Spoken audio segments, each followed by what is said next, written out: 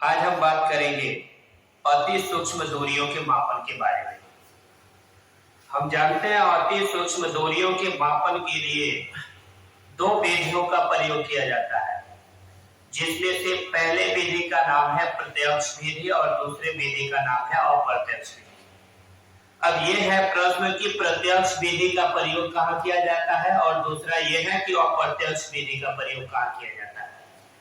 तो जब हमारे पास 1 mm कोई दूरी है और 1 mm से लेकर के 1 एंगस्ट्रॉम तक की जो दूरियों का मापन किया जाता है, ये प्रत्यक्ष विधि में आ जाता है। यानी इस प्रकार के दूरियों को मापन करने के लिए हम प्रत्यक्ष विधि का इस्तेमाल करते हैं और प्रत्यक्ष विधि में सूक्ष्मदर्शी से आसानी से मापा जा सकता है, इलेक्ट्रॉन सूक्ष्मदर्शी से भी आसानी से मापा जा सकता है। लेकिन उनसे अगर बहुत ज्यादा छोटी दूरियां हो जाए तो इनका मापन करने के लिए हम प्रत्यक्ष विधि का इस्तेमाल नहीं कर सकते। तो इन दूरियों का मापन करने के लिए हम अलग कुछ विशिष्ट प्रकार की विधियों का अनुसरण किया जाता है, जिसमें 10⁻⁸ मीटर से 10⁻⁻10 मीटर की दूरी तक का मापन हम कर सकते हैं। चूंकि कुछ ऐसी इनसे भी बहुत ज्यादा छोटी दूरियां होती हैं जिनका मापन पेंचमापी जैसे मापक यंत्रों से नहीं हो सकता है, यहाँ तक कि प्रकाशीय सूक्ष्मदर्शी भी आता है, उस प्रकाशीय सूक्ष्मदर्शी से भी उनका मापन नहीं किया जा सकता है, वो इतनी छोटी सी दूरियां होती हैं। तो ऐसे दूरियों का मापन करने के लिए हम अप्रत्यक्ष विधि का प्रयोग करते हैं। दैट मीन्स अप्रत्यक्ष विधि में जो दूरियां होती है वह लगभग 10⁻⁻10 मीटर से छोटी होती है। दैट मीन्स वह 1 एंगस्ट्रॉम से छोटी होती है। तो इन दूरियों का मापन हम आसानी से नहीं कर सकते हैं। ये हम डायरेक्ट मेथड से भी नहीं कर सकते हैं, सूक्ष्मदर्शी से भी नहीं कर सकते, इलेक्ट्रॉन सूक्ष्मदर्शी से भी नहीं कर सकते। तो ऐसे अगर इतने छोटे अगर एटम आ जाए तो इन एटम के रेडियस भी हम फाइंड नहीं कर सकते। तो ऐसे एटम के बारे में, ऐसे एटम के अणुओं का आकार ज्ञात करने में, ऐसे एटम का रेडियस ज्ञात करने के लिए हम कुछ अलग विधियों का प्रयोग करते हैं, जैसे कि अवोगाद्रो की विधि होती है। अवोगाद्रो विधि के द्वारा हम परमाणुओं के त्रिज्या के बारे में बता सकते हैं। तो अप्रत्यक्ष विधि में अवोगाद्रो विधि का प्रयोग किया जाता है। तो इसमें दो तरह की विधियों को हमें समझना जरूरी है। और आपसे कोई पूछे अल्प दूरियों का मापन करने के लिए कितनी विधि प्रयोग की जाती है, तो हम बोलेंगे अल्प दूरियों का मापन करने के लिए दो विधियां प्रयोग की जाती हैं। एक प्रत्यक्ष विधि होता है, दूसरा अप्रत्यक्ष विधि। अब कोई आपसे पूछे प्रत्यक्ष विधि किसे कहते हैं, तो आप बोलेंगे वह विधि जिसमें 1 mm से लेकर के 10⁻⁻10 मीटर दूरी तक की दूरियों का मापन किया जा सकता है। तो इस विधि को प्रत्यक्ष विधि कहते हैं। और वह विधि जिसमें 10⁻⁻10 मीटर दैट मींस 1 एंगस्ट्रॉम से छोटी दूरियों का मापन किया जाता है, उसको हम कहते हैं अप्रत्यक्ष विधि। अब अप्रत्यक्ष विधि में हम क्या करते हैं, अवोगाद्रो विधि का प्रयोग करके परमाणु की त्रिज्या ज्ञात करेंगे। तो हमें सबसे पहले ये ध्यान रखना है कि अवोगाद्रो ने क्या किया था, अपनी जो विधि बनाया था, इस विधि से संबंधित उन्होंने कुछ महत्वपूर्ण तथ्यों के बारे में बताया था। जैसे उन्होंने ये बोला था, किसी भी पदार्थ की रचना अत्यंत सूक्ष्म परमाणुओं से मिलकर हुई होती है। और परमाणुओं से रिलेटेड उन्होंने बहुत सारी बातें बताई, उनके आयतन से रिलेटेड भी बात बताई थी। हम उन सभी बातों को एक एक करके सीखेंगे। तो उसमें एक वर्ड उन्होंने प्रयोग किया था अपने नियम में, एक वर्ड आया था मोल। तो हमें प्रॉब्लम क्रिएट करता है, क्योंकि अभी मैं बोलूंगा कि 1 मोल पदार्थ में परमाणुओं की जो आयतन होती है वह पूरे आयतन के 2/3 है। तो उसमें एक मोल वर्ड आया है, पहले उस मोल वर्ड पे हम बात करेंगे। तो हम जानते हैं कि जितने भी पदार्थ होते हैं वह अनेक अणु तथा परमाणुओं से मिलकर बने होते हैं। तो पदार्थ की अगर एक न्यूनतम मात्रा ले, एक सबसे छोटी इकाई ले, तो पदार्थ की जो सबसे छोटी इकाई होगी वह उसकी मोल होगी। और हम देखेंगे कि एक मोल पदार्थ में भी हम देखेंगे बहुत सारे एटम उपस्थित होते हैं। तो हम ये पता करेंगे कि अगर 1 मोल पदार्थ में बहुत सारे एटम उपस्थित हैं तो उसमें जो एक एटम होगा उस एक एटम का आयतन कितना होगा। अब जितने पदार्थ पे वह एटम मिल करके उन पदार्थों का निर्माण किए होंगे, दैट मीन जितने एटम मिल करके उस पदार्थ का निर्माण किए होंगे उन सभी एटम का आयतन कितना होगा। उसके बाद जो पदार्थ का निर्माण कर लिए होंगे उस पूरे पदार्थ का आयतन क्या होगा। दोबारा से सुन लीजिए, मैं ये कह रहा हूं कि 20 छोटे छोटे एटम है, एटम का साइज गोलाकार होता है, आकार गोलाकार होता है। तो 20 एटम मिल करके किसी पदार्थ की रचना कर रहे हैं। तो जब 20 एटम मिल करके किसी पदार्थ की रचना करेंगे तो हम ये पता लगाएंगे कि उन 20 एटम का आयतन कितना होगा। अब फिर एक पदार्थ की रचना कर देंगे तो उस पदार्थ का आयतन कितना होगा। तो उस बेस पे हम क्या करेंगे, जो एटम होंगे, जो अणु होंगे, उन अणुओं की त्रिज्या निकालेंगे। तो पहले हम बात करेंगे अवोगाद्रो विधि द्वारा परमाणुओं की त्रिज्या ज्ञात करने के लिए अवोगाद्रो ने अपनी परिकल्पना में कुछ महत्वपूर्ण बातें बताई। उन महत्वपूर्ण बातों को पहले स्पेशल तरीके से सीख ले, फिर उसके बाद से हम डेरिवेशन स्टार्ट करेंगे। तो जैसे मैंने पहले एक वर्ड आया, एक मोल।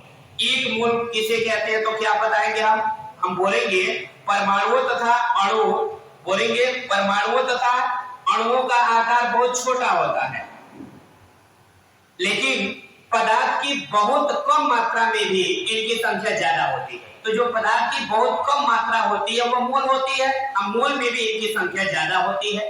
तो हम निकालेंगे कि अगर एक मोल पदार्थ है तो अगर इन एटमों की संख्या उसमें ज्यादा है तो उसमें से एक एटम का आयतन कितना होगा।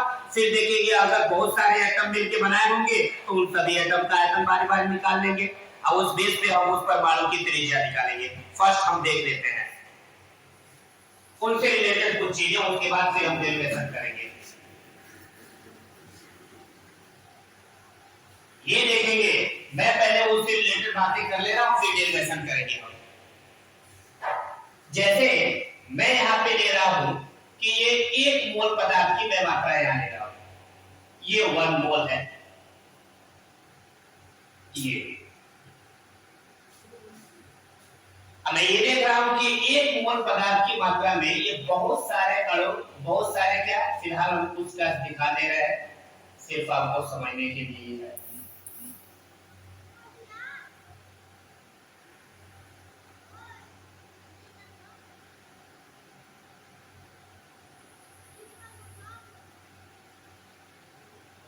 ये मैं ये कह रहा हूं कि जैसे हमारे पास जो ये पदार्थ मिला है, इस पदार्थ की रचना, ये इतने एटम मिल करके, ये 4 एटम मिल करके इस पदार्थ की रचना किए हैं। ये 4 ठो, ये 4 एटम है और मिल करके ये पदार्थ की रचना कर दी है। अब ये जो पूरा पदार्थ बना है ये कितना है तो हम बोलेंगे ये 1 मोल है।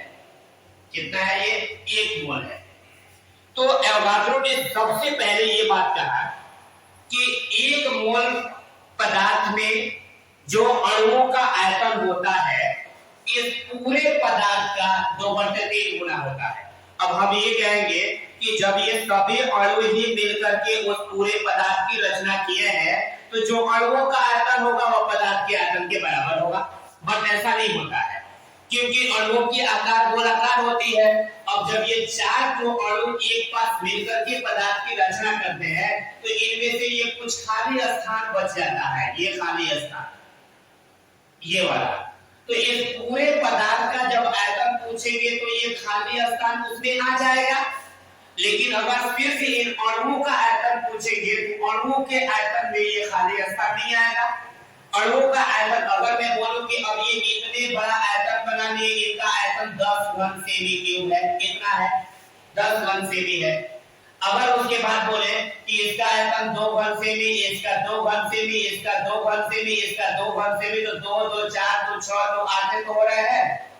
तो हम देख रहे हैं कि इसमें जो उपस्थित अणु हैं इन अणुओं का आयतन तो 8 घन सेमी है, लेकिन इस पूरे पदार्थ का आयतन कितना है? 10 घन सेमी। 2 ज्यादा हुआ कैसे? तो हम देखेंगे कि जो ये पूरे पदार्थ में ये खाली स्थान है ये तो अणु में उपस्थित नहीं है, ये अणुओं से बाहर है। तो जब पूरे पदार्थ के आयतन निकालेंगे तो उसमें हम ये सब ले लेते हैं, इसलिए ये बढ़ जाता है और अणुओं का आयतन क्या होता है, कम हो जाता है। तो उसमें इसलिए अवगाद्रो ने ये कहा कि एक मोल पदार्थ में जो उपस्थित ये अणु होते हैं, इन अणुओं का जो आयतन होता है इस पूरे पदार्थ के आयतन का 2/3 होता है। यानी एक भाग वो खाली स्थान होते हैं, दो भाग में एटम होते हैं।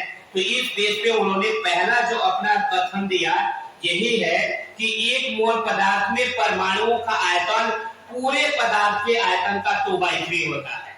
ऐसे मैं लिख दे रहा हूं, एक मोल पदार्थ में, ये याद रखने वाली चीज है, पदार्थ में परमाणुओं का आयतन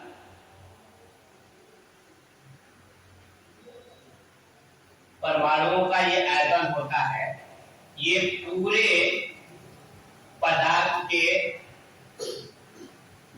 आयतन का 2/3 होता है। लेकिन पूरे पदार्थ के आयतन का कितना होता है, 2/3 होता है। पहली स्टेटमेंट आपको यही याद रखना है, पहला कथन अवगाद्रो की पहली ये परिकल्पनाएं, इसमें जो यूज होंगे वो आपको याद ये रखने हैं कि एक मोल पदार्थ में परमाणुओं का जो आयतन होता है ये पूरे पदार्थ के आयतन का 2/3 होता है। ये फर्स्ट चीज याद रखते हैं। दूसरी चीज, ठीक है, ये तो जो एटम उपस्थित होंगे इनका आयतन निकालने के लिए हमारे पास ये फार्मूला निकल गया कि अगर एक मोल पदार्थ में जो परमाणु ये उपस्थित है इनका आयतन निकालने का बेस्ट सॉल्यूशन मिल गया है कि हम पूरे पदार्थ के आयतन में 2/3 से गुणा करेंगे, निकल जाएगा। लेकिन अगर इस पूरे पदार्थ का अगर हम आयतन पूछे तो कैसे निकालेंगे, दूसरा प्रश्न। अगर मैं इस पूरे पदार्थ का आयतन पूछूं तो कैसे निकालेंगे, तो हम एक फार्मूला पढ़ते हैं, ये घनत्व बराबर हमारे पास फार्मूला होता है, ये घनत्व इक्वल टू ये द्रव्यमान बटे कितना होता है, आयतन। तो अगर मुझे आयतन बराबर फार्मूला निकालना है तो हम आयतन को यहाँ कर देंगे तो घनत्व यहाँ आ जाएगा। दैट मींस ये ऐसे हो जाएगा, आयतन बराबर हो जाएगा ये द्रव्यमान बटे कितना हो जाएगा, घनत्व। अब देख लीजिए, सॉरी, आयतन बराबर द्रव्यमान बटे ये घनत्व हो जाएगा। अब देखिए आयतन को किससे लिखते हैं, v से, द्रव्यमान को किससे लिखते हैं, m से, और घनत्व को किससे लिख देते हैं, v से। इसका मतलब ये हुआ कि अगर ये बहुत सारे एटम मिल करके किसी पदार्थ की रचना कर लेते हैं तो हम बोलेंगे कि इस पूरे पदार्थ का आयतन कितना होगा, तो आप बोलोगे v इक्वल टू m/ρ होगा। क्या हमारी बात समझ आया। दूसरी चीज, अगर एक मोल पदार्थ में परमाणुओं का आयतन कितना होगा, तो आप बोलोगे ये पूरे पदार्थ का आयतन निकालेंगे, उसपे 2/3 से मल्टीप्लाई कर देंगे तो अणुओं का आयतन निकल जाएगा। अब देखिए, ये तो दो चीजें समझ में आ गया कि इस पूरे पदार्थ का आयतन क्या होगा, तो v इक्वल टू m/ρ होगा। इस पदार्थ में जितने ये अणु हैं, इन अणुओं का आयतन कितना होगा, तो आप क्या करेंगे, पूरे पदार्थ के आयतन में 2/3 से मल्टीप्लाई कर देंगे तो हमें उसमें उपस्थित अणुओं का आयतन निकल जाएगा। ये चीजें क्लियर हो गई। अब ये देखेंगे, अगर मान लीजिए पूरे पदार्थ का आयतन न दिया हो, सिर्फ हमें ये एटम दिए हुए हो, तो इन एटम का आयतन निकालना होगा तो क्या करेंगे, तो इन एटम का आयतन निकालने के लिए इसमें से एक अणु को हम बाहर कर लेंगे। सिर्फ कितने अणु को, एक अणु को। अगर इस अणु की त्रिज्या कितना दे दिया हो, कैपिटल R, तो हम इस अणु का आयतन निकाल लेंगे, क्योंकि अणु का आकार गोलाकार होता है और हर गोलाकार वस्तु का आयतन होता है 4/3, ये पाई r स्मॉल r ले रहे हैं, पाई r³ होता है। तो अगर एक अणु का आयतन हमें पता हो जाए तो इसमें जितने अणु उपस्थित हैं उतना से गुणा कर देंगे तो पूरे अणुओं का आयतन निकल जाएगा।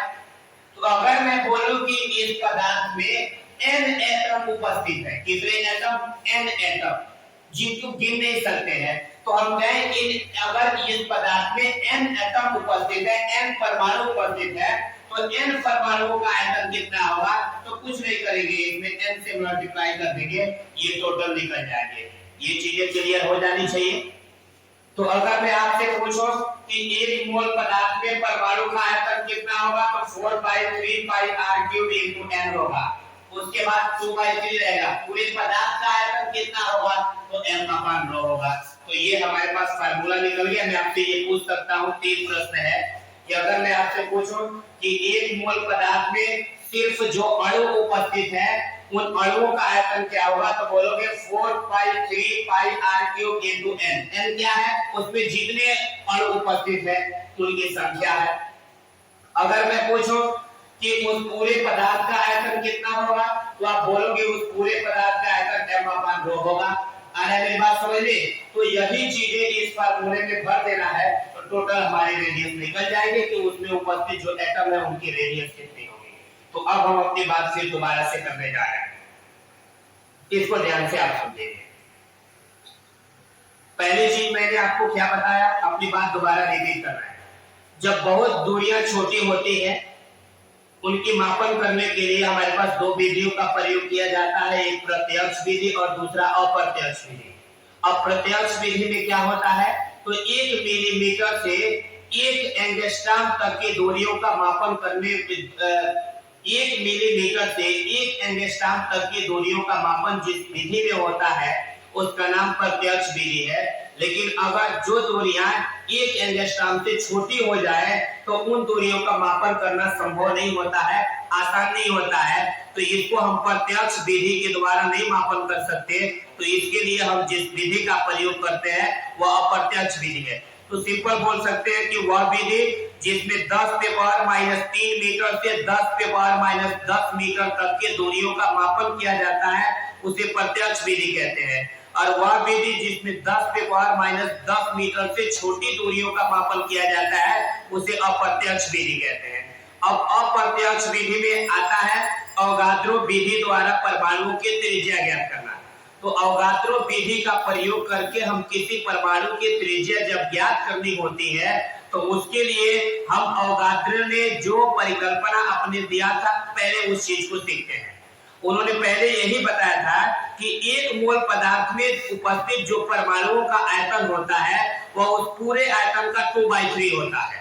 अब एक मोल में उपस्थित अगर n परमाणु हो तो उन n परमाणुओं का आयतन कितना होगा, तो 4/3 पाई r क्यूब इनटू n होगा।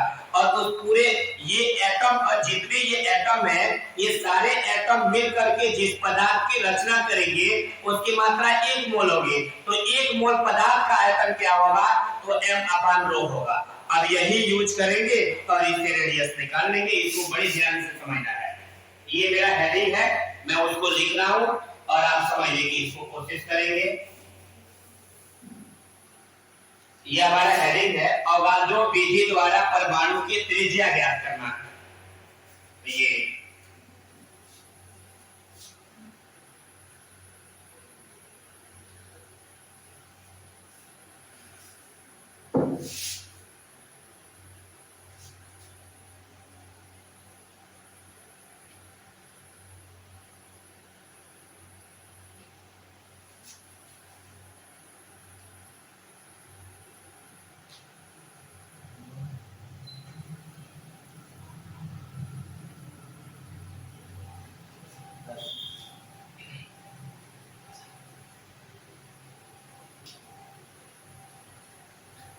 यह है अवगाद्रो विधि द्वारा परमाणु की त्रिज्या ज्ञात करना।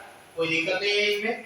अब हम क्या करेंगे, पहले 1 मोल पदार्थ लेंगे और उस पदार्थ में जितने परमाणु हैं उन परमाणुओं को बनाएंगे, फिर हम अवगाद्रो विधि का प्रयोग करेंगे। मैं बोल रहा हूं कि मेरे पास ये एटम है, कुछ एटम है। ये समझाने के लिए मैं आपको 3-4 दिखा रहा हूं, बट आपको इमेजिन करने हैं कि इसमें n एटम है, बहुत सारे छोटे छोटे एटम हैं।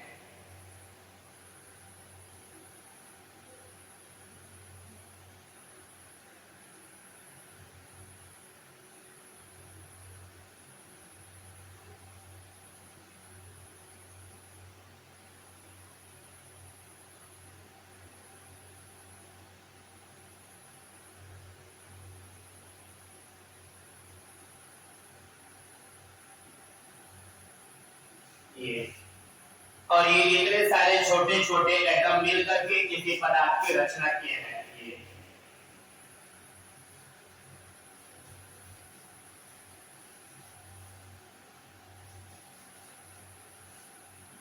और जो पदार्थ बने हैं उनकी क्वांटिटी क्या है, तो 1 मोल है। तो 1 मोल पदार्थ में परमाणुओं का आयतन कितना होगा, ये पहले हम ज्ञात कर लें। ये 1 मोल पदार्थ में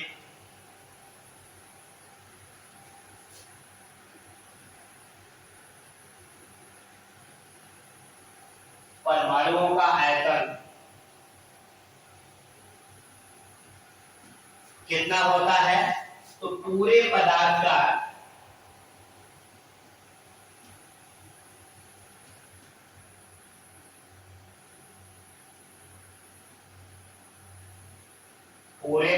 के आयतन का 2/3 गुना होता है। ये अवगाद्रो ने पहले जो स्टेटमेंट दिया वही लिखेंगे कि हमारे पास ये बहुत सारे एटम्स हैं जिनकी रेडियस कितना है r, और ये r त्रिज्या के n एटम मिलकर के किसी पदार्थ की रचना कर रहे हैं। उस पदार्थ का क्वांटिटी कितना है, 1 मोल है। और 1 मोल पदार्थ में परमाणुओं की संख्या कितनी है, n है। कितनी परमाणुओं की संख्या है भाई, n है। दोबारा सुन लीजिए, हम जो स्ट्रक्चर ये बना है, ये फिगर बना है, इसमें सिर्फ एक दिखाए हैं, सॉरी सिर्फ 4 एटम दिखाए हैं, लेकिन इसमें एक्चुअल में देखेंगे तो ये बहुत सारे छोटे छोटे छोटे छोटे ये बहुत सारे एटम होते हैं। और प्रत्येक एटम का आकार कैसा होता है, गोलाकार। तो ये सारे n एटम मिलकर के किसी पदार्थ की रचना कर रहे हैं। मैं अभी बोला हूँ 1 मोल वर्ड आया है, तो बोला हूँ 1 मोल से क्या मतलब है।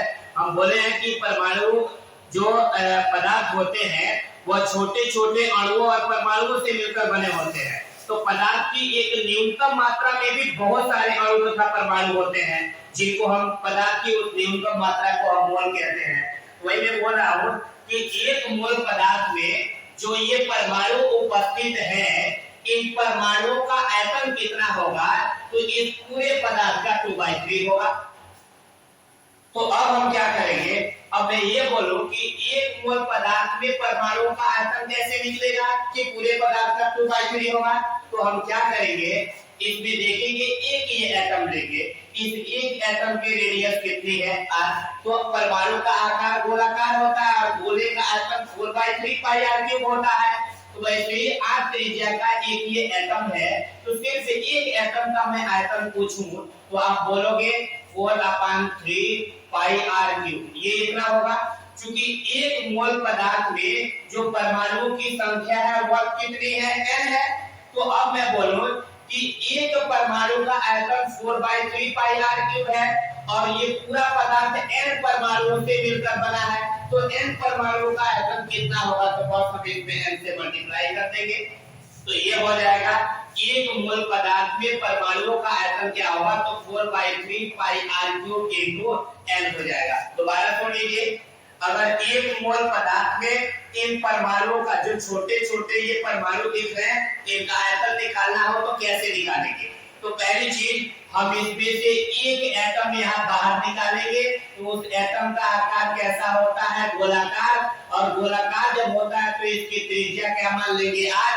तो एक गोलाकार एटम का आयतन होता है 4/3 पाई r³, क्योंकि गोले का आयतन 4/3 पाई r³ होता है।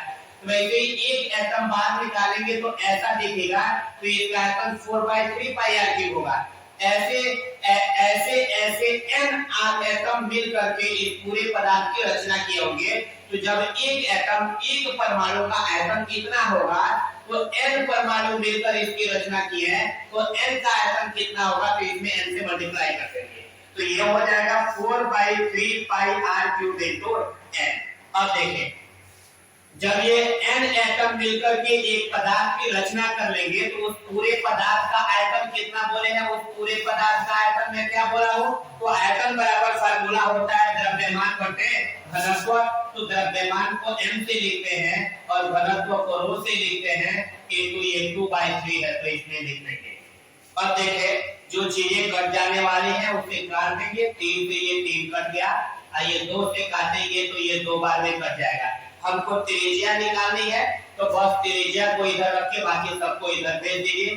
तो इधर क्या बच रहा है 2 पाई n बच रहा है, तो 2 पाई n इधर गुणा में इधर जाएगा तो भाग में, तो यहाँ बचेगा ये r क्यूब इक्वल टू हो जाएगा ये m अपान हो जाएगा 2 पाई n और पहले से यहाँ पे क्या मौजूद है रो। अब घन को जब इधर भेजते हैं तो ये घनमूल हो जाता है, तो घनमूल को हम ऐसे भी लिख सकते हैं m अपान ये 2 पाई n रो, और इसको घनमूल के लिए हम क्या लगा लेंगे 1/3। 3 को जब बराबर के इधर भेजेंगे तो ये 1/3 हो जाएगा। इस तरह से हम किसी भी एटम के रेडियस निकाल लेंगे। ये हुआ परमाणुओं का आयतन। अब इसमें थोड़ा सा ये देख लीजिए, मैं दोबारा से अपनी बातें रिपीट कर दे रहा हूं ताकि आपको अच्छी तरह समझ में आए। अवगाद्रो विधि का प्रयोग करके हम किसी भी परमाणु की त्रिज्या ज्ञात करने के लिए पहले अवगाद्रो की बेसिक चीजें जो बताए थे, बेसिक कांसेप्ट उसको सीखेंगे। क्या कांसेप्ट है? तो उसका कांसेप्ट ये है कि अगर बहुत सारे एटम मिल करके किसी पदार्थ की रचना कर रहे हैं तो उसमें जितने एटम उपस्थित है उन एटम का आयतन कितना होगा, तो उसका आयतन ज्ञात करने के लिए क्या रूल दिए कि एक मोल पदार्थ के परमाणुओं का जो आयतन होता है वह उस पूरे पदार्थ का 2/3 होता है। अब ये प्रश्न है कि एक मोल पदार्थ में परमाणुओं का आयतन कैसे निकालेंगे, तो एक मोल पदार्थ में परमाणुओं का आयतन निकालना होगा तो उसमें से एक एटम को बाहर कर लेंगे। तो जब एक एटम को उठा के बाहर करेंगे तो ऐसा दिखेगा, दूसरा उठा के यहाँ कर दिए, तीसरा उठा के यहाँ कर दिए, चौथा उठा के यहाँ, पांचवा ऐसे, यानी इस तरह से गोल गोल दिखेगा। तो हम क्या करेंगे, एक परमाणु का अगर आयतन निकालना होगा तो हम देखेंगे जब यहाँ उठा के रखेंगे तो इसका आकार गोलाकार है और इसकी त्रिज्या है। तो अगर कोई त्रिज्या का गोलाकार वस्तु होता है तो उसका आयतन 4/3 पाई r क्यूब होता है। तो ऐसे एक एटम का आयतन मैंने कितना निकाल लिया 4/3 पाई r क्यूब। ऐसे ये n एटम n परमाणु मिल करके इस पदार्थ की रचना किए हैं तो इसका आयतन कितना होगा। तो जब एक पदार्थ का आयतन 4/3 पाई r क्यूब हो गया तो n परमाणु है तो उनका आयतन क्या होगा, तो n से मल्टीप्लाई कर लेंगे। फिर अब पूरे पदार्थ का आयतन पूछ रहा है तो पूरे पदार्थ का आयतन कितना होता है, तो यह अपान हो जाएगा into 2/3 है तो लिख लेंगे। अब ये 3 से ये 3 कैंसिल आउट और 2 से काटेंगे 2 बार में कट जाएगा। क्योंकि हमें रेडियस निकालनी है तो रख लेंगे 2 पाई n इधर गुणा में इधर गया तो भाग में, तो m अपान हो जाएगा 2 पाई n। अब पहले से नीचे क्या है रो है, और जब 3 को इधर भेजेंगे तो ये r बराबर l m अपान 2 पाई n रो, इस पे पार हो जाएगा 1/3। अगर 2 को भेजते तो 1/2 होता, 4 को भेजते 1/4 होता, 5 को भेजते 1/5 होता। इस तरह से अवगाद्रो विधि का प्रयोग करके हम किसी भी परमाणु की त्रिज्या निकाल लेंगे। तो अगर ये चीजें आपको समझ में आई तो नेक्स्ट वीडियो अच्छी तरह से समझने के लिए हमारे चैनल को सब्सक्राइब कर लें, शेयर कर लें और बेल आइकन दबा लें ताकि आने वाले सभी नोटिफिकेशन प्राप्त हो जाए।